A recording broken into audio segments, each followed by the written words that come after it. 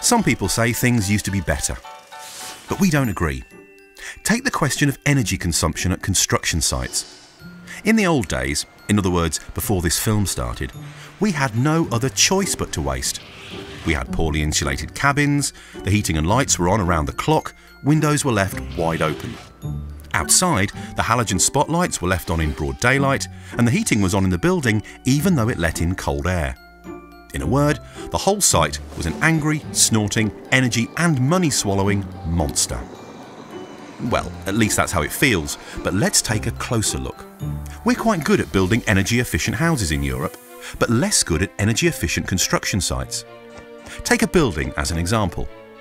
It might stand for 100 years. Let's say it takes a year to build it. In other words, 1% of its total service life. In spite of this, no less than 15% of all the electricity the building consumes during its entire service life is used up in just those few months. Okay, but how much energy can you really save on a construction site? Well, if you do everything you possibly can, you can cut consumption by about 45%, which means discharging about half as much carbon dioxide into the air and almost halving the electricity bill. That's what we call green profitability, and the name of the solution is Ramirent EcoSolve. So, what can you do? Let's take Sweden as an example. If all the construction sites in Sweden switched to low-energy light bulbs, this would save approximately 22 gigawatts a year. This corresponds to €3 million in a single country, not counting the environmental benefit, of course. But we can start with the cabins, because they can consume around 40% of all the energy that is used on a construction site. The largest gains come from heat insulation. It can almost halve energy consumption. Low-energy light bulbs cut the lighting bill by around 80%, and heat recycling also plays its part. Then there is presence control, moisture-controlled drying cabinets, automatic temperature reduction at night, water-saving taps, heat pumps, and blocked radiators. That's when you'll see the real savings. Okay, so much for the cabins. What else can you do? Choose good site lighting. Modern metal halogen lamps generate the same light for 1/6 of the electricity compared with old-fashioned halogen. 48-volt LED lamps are safe and energy efficient. Then there are timer controls. After all, there's no point in having the light on when no one's working. Finally, we have airtight buildings that are ready to heat up. This is where half the total energy is consumed on a building site.